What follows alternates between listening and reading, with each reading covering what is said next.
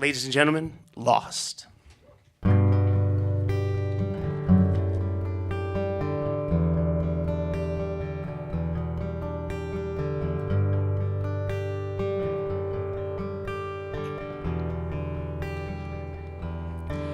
Hachiko was a dog. Not a myth, not a legend, but a real dog. An adopted full-size Akita who walked his master to the train station in Shibuya, Japan every morning and waited at the same train station for his master to return from work every night. Akitas were the royal guard dogs for the Japanese shogunate, perhaps the most loyal breed of dog on the planet. How loyal are Akitas? One day, while at work, Hachiko's master had a brain aneurysm and died. Every night thereafter, Hachiko waited at Shibuya Station for his master to return until he died nearly 10 years later. I have so many questions, but I never have the answers. And pain seeps out of my every pore, and I always have a lock on my heart's door. Soon after, the people of Shibuya erected a statue in Hachiko's honor at the train station's west exit. Today it is the most common meeting place in all of Tokyo, a city of well over 13 million. That iconic camera shot you see in movies where hundreds of Japanese crisscross a sea of other suit-clad Japanese trying to get to the other side of the street, that's Hachiko's corner. Before cell phones, social media, text messaging, and GPS, people would say, Hachiko zo de watashi ni aimasu, which means meet me at Hachiko's statue. An understood gesture of loyalty. It meant they, like Hachiko, would definitely be there at that exact spot and in true Japanese fashion, on time.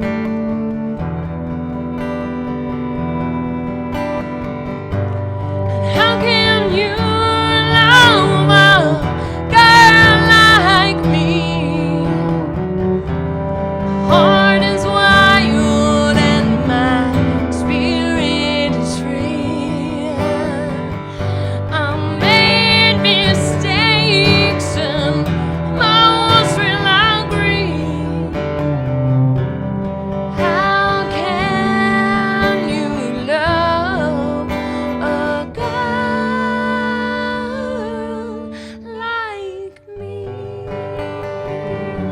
I returned to Tokyo to live and work 2 years after the passing of my first wife. And since I worked just down the street, I visited Hachiko often, allowing him to inspire me on what I thought was my journey to never marry nor love that deeply again, my most outward sign of loyalty to my deceased wife. One day, after finishing a Japanese vending machine latte, I walked up to Hachiko and patted him on his side. You're hollow, I said. You're hollow. I don't understand how I'm randomly supposed to find a good man, and I feel so afraid. But he takes me by the hand and he takes me by the soul and tells me it'll all be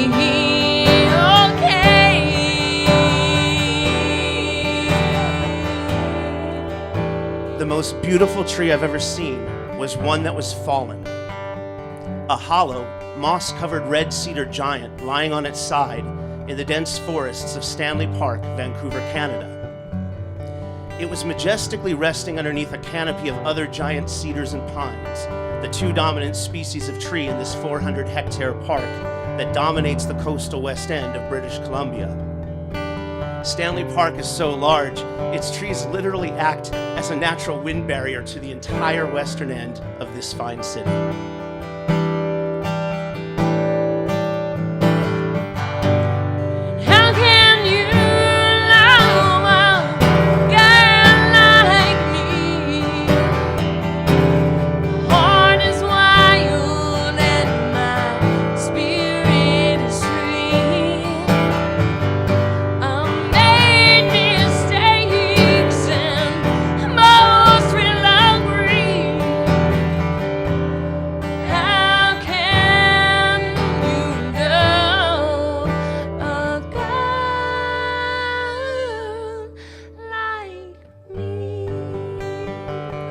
I believe that cedar fell after a century-long battle with the rest of the forest to get air and light on their needles and leaves. It's like it knew when to stop being one of many tall trees, so it could make a more profound impact as a lone log.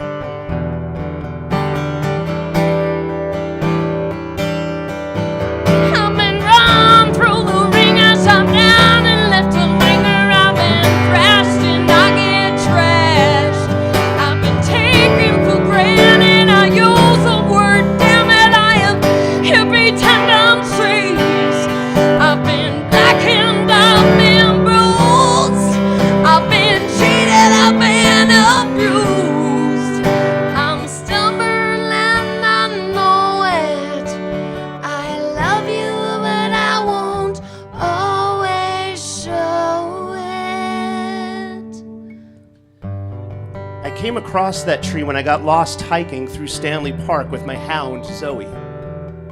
I was in Vancouver because, well, first of all, I love Vancouver. It's Pacific Northwest scenic at its best. It's culturally impacted historically by the British and the French, which means you can get world-class fish and chips and gravy-covered cheese curd packed poutine all in the same day. Not that there's anything wrong with that, Eric.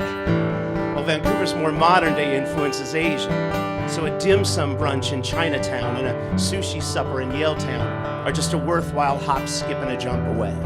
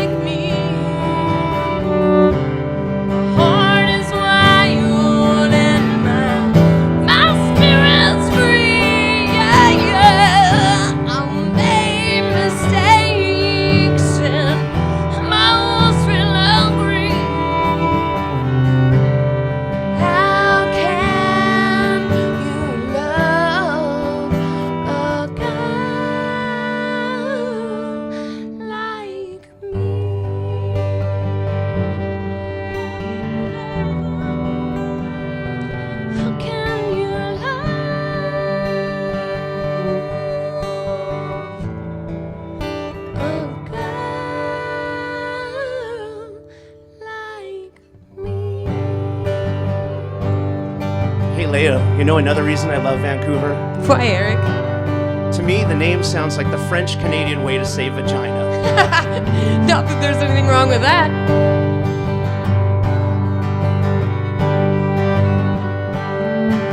I spent some time looking in the mirror, wandering around, wondering what I'm doing here. I wonder, broken down, I'm a little tattered, all around the things that mattered most. Well, they mattered most. I was also in Vancouver because the last time I was there, it was with my now ex-wife just over a year prior. We were on an amazing trip of deeper bonding and broader adventure.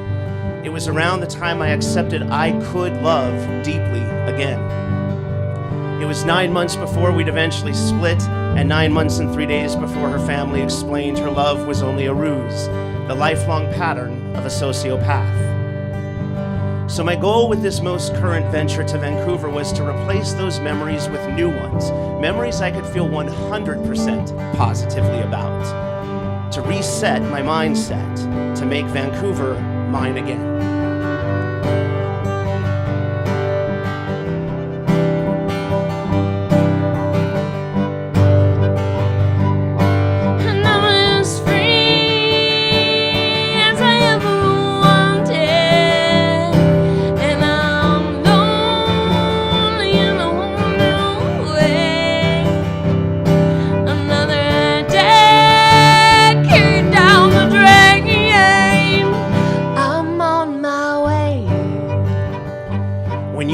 drive into Vancouver, the skyline is not remarkable in and of itself. Its buildings are monochromatic white and light blue, with nondescript architecture, lots of cylinders and rectangles, the occasional trapezoid. What's stunning about the skyline is that even though it's massive, it's caressed by water and dwarfed by purple and blue mountains, snow-capped much of the year. The mountains are so tall that when my ex and I took my stepdaughter to Vancouver the year prior, we told her that Princess Ilsa from the Disney movie Frozen lived there. We figured it would make the 10-hour drive seated next to a 50-pound dog a little more 5-year-old friendly. Crossing the border, the Canadian Customs officer asked us about the purpose of our trip, like they're supposed to do. Before I could answer, my stepdaughter rolled down the rear passenger window of my Jeep like we told her not to do, and she handed the guard a picture she drew of herself inside the castle of Princess Ilsa. The guard let us in, because how can a passport photo compete with that? It's how the world would cross borders if the world were run by 5-year-olds. That night, we took a walk before dinner, and we rounded the edge of Stanley Park to discover the North Vancouver skyline. My stepdaughter pointed to the tallest snow-capped mountain and said, "Ilsa lives there, so she's not bothered by people. We should leave the princess alone."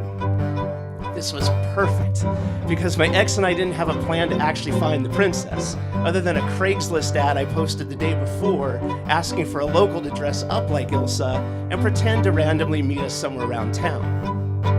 We no longer needed to lie to the child. She wrote Ilsa out of the story herself. Going to see Frozen the next day in the comfort of a movie theater was just fine by her. And I'm as free as I ever wanted, and I'm lonely in a whole new way. Another decade down the drain, I'm on my way. By the time I had taken the trip to Vancouver with just my dog and me, I had nearly reconciled how much better off I was to not have my ex-wife in my life. By that time, I had also learned she forfeited custody of her daughter, so my stepdaughter and I were reunited thanks to the little girl requesting such from her dad. My stepdaughter's desire to see me and my ex's desire to, or lack of desire to not be much of a mom, to be honest, filled me with a sense of vindication. And nonetheless, one element of this saga that remains unresolved is with the person who I once proudly considered my most trusted colleague and friend. He was a nationally known figure, and one of the reasons I looked into moving from California. I figured Boise may be a good place to live and work if it had other self-made, country-tough, street-smart folks like him, with fantastic real estate prices and fry sauce. And in 2011, when his Facebook ad showed up on my screen with a typo, I emailed him respectfully asking if he'd like to use me as a writer and editor. He invited me to his office and we immediately hit it off. He soon after kept me on retainer and even set me up with an office inside his. I learned an immense amount from him about business and, more importantly, about living my most accountable life in work and at play. We became more than work friends. We became workout buddies. We traveled on business together. I got invites to Thanksgiving dinners and small get-togethers. He was a mentor to me in many ways. And I even asked him to marry me. What I mean is, I asked him to officiate my wedding. I didn't propose to him. We weren't that close. Not that there's anything wrong with that either, Eric. By the spring of 2014, I had gotten my ex-wife a job working for him, and they had gotten along well. After meeting her just the second time, he called me and said, "E, I'll kill you if you ever tell anyone, but I love your girlfriend." I took it as guy code for if I weren't married and she wasn't with you, I'd want her for me. I trusted and respected him so much that I was not threatened. I was flattered. By the fall of 2014, I was asking my wife for a divorce. He chose her side, even though he didn't know mine. When this happens at the hands of a mentor friend, you take it as more than just a slap in the face. It was a fall from grace, and to this day, he still won't meet me face to face.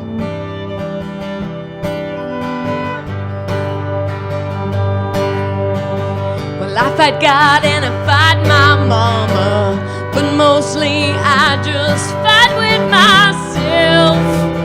Feels never ending. There are days when I have nothing left to live for. Sometimes I wish I could dial up to heaven and call my daddy. In disappointing situations like these, there are myriad reasons to be angry. Getting the random thought, what could she have possibly told him about me to make him act so unfair? Having to answer the question from others, do you think they are having an affair? But the element that angered me most was that whatever happened between them happened because he did not have the same respect and belief in me as I had always in him. And that's my fault, not his. At my wedding ceremony, he talked about the day he had met me and in front of my parents and friends described me as lost. After the wedding, I started seeing a different side of my friend, an all-new Axis. He bought a self-help company that was originally owned by a man who is now spending 10 years in federal prison for fraud. I watched him lie to colleagues and to clients, and one day I came across an email telling my bride to live the life he sees for her, and if she did, the gold will flow. It wasn't until my hike through Stanley Park that I finally could see there was a fork in the road. As untraveled as it may be, a path I could take no longer requiring the understanding and approval of that friend. But I'm as free as I ever wanted, and I'm lonely in a whole new way. Another decade down the drain, I'm on my way. So while I was bumbling my way through the dense vegetation of the park, I realized I was at that moment literally lost. Did I need to call for help? Not at all.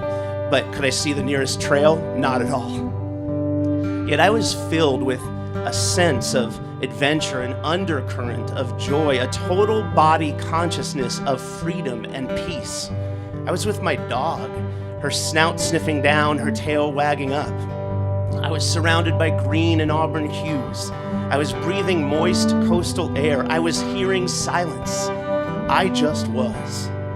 Now staring at this hollow, fallen cedar log.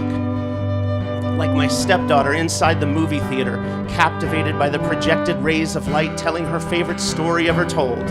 It hit me so clearly then, I feel silly now for never seeing it before. Irony alert, to be alive is to be lost. To be found is to be frozen.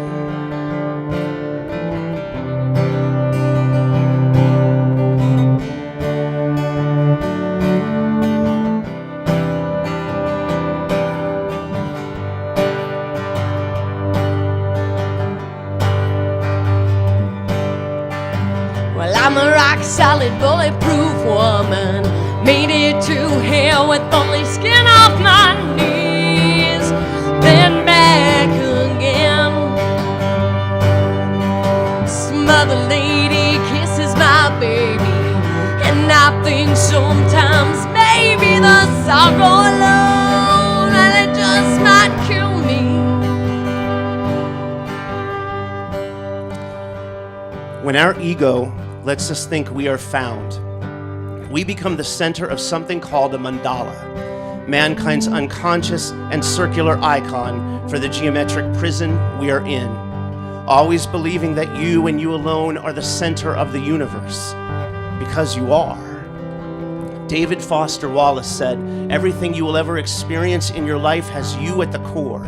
It happens to you, in front of you, behind you, to the left and to the right of you." So we cannot truly experience, through the ego, any other reality or perspective than our own. And if we aren't extraordinarily vigilant against this filtered and limited view, the subjective truths of our individuality become the objective truths of our spirituality. And when that sacredness is threatened by the perceived sacrilege of another, we humans do a lot of bad things. Paris, 2015.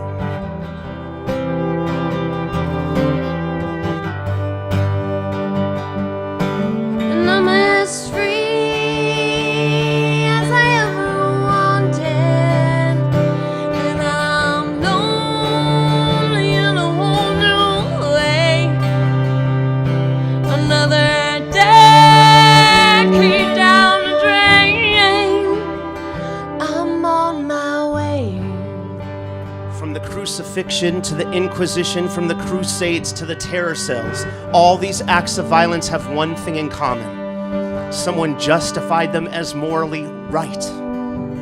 Self-absorbed, they tangled a spider's web where they thought they were righteous but were instead misled. Did you know Hitler's swastika is a counterclockwise Hindu mandala? So I submit to you an ancient idea, that maybe your hollow found is hallowed ground, the Taoist holy value that says a container is not a container were it not for its empty space. I have come to believe that so long as we have the ability to love, we are all lost. Even when we are in the midst of love, we are seeking the perfection of it. I have accepted that knowing you are lost is the best part of life, because you've transcended your ego, the only way we can let go and truly trust God's will.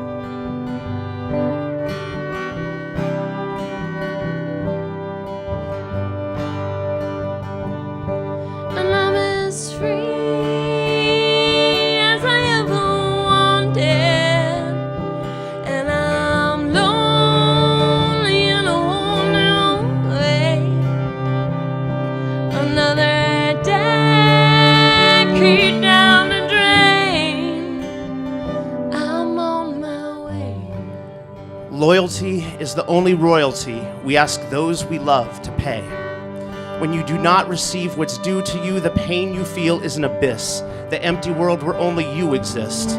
Aisle 7, when mom's on aisle 8. I'm on my way.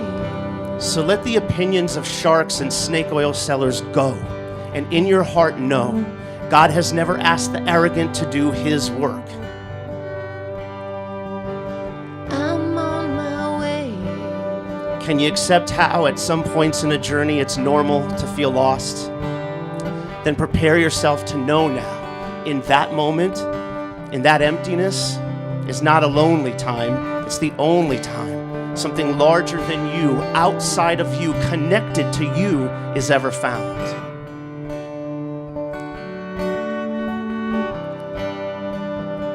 I'm on my way. Fear not, lost ones.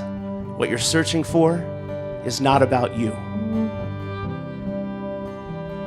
I'm on my way. Thank you.